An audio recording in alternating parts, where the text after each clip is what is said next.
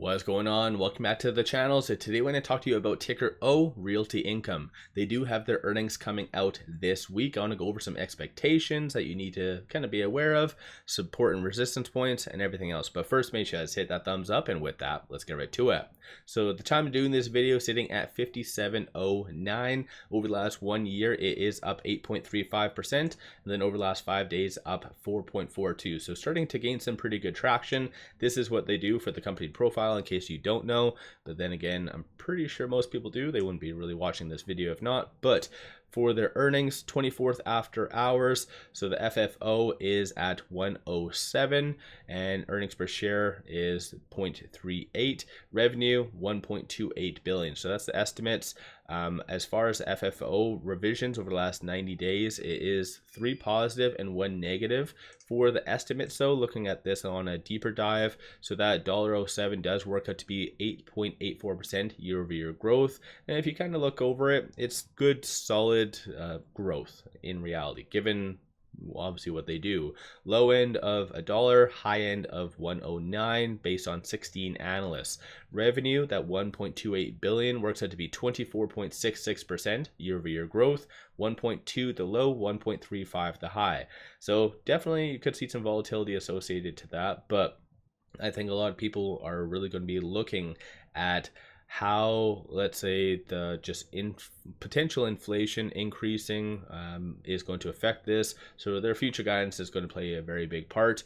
But I think all in all, it's this one is a pretty big, good, successful company, and even that has a massive dividend. So the yield is 5.63%, payout ratio 75.51, and then over the last 5 years you've seen 3.55% for growth and 0 years of dividend growth. So you really want to look at to see what they're doing in that regard. The implied move right now though is 3.57% over the last several earnings. Based on this column right here, it's been a good at least about 60 to 70% of the time they do beat on their earnings. So again, something to kind of keep in mind and just be aware of.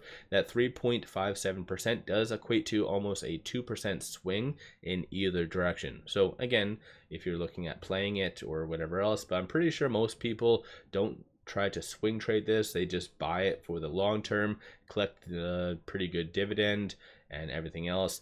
These are some actual option strategies for those of you that like to do options, whether you're doing the like a short or long straddle. This shows the 1 day and 1 week historically how that's played out. But looking at the options aren't that popular for it, so it only does have monthly chains.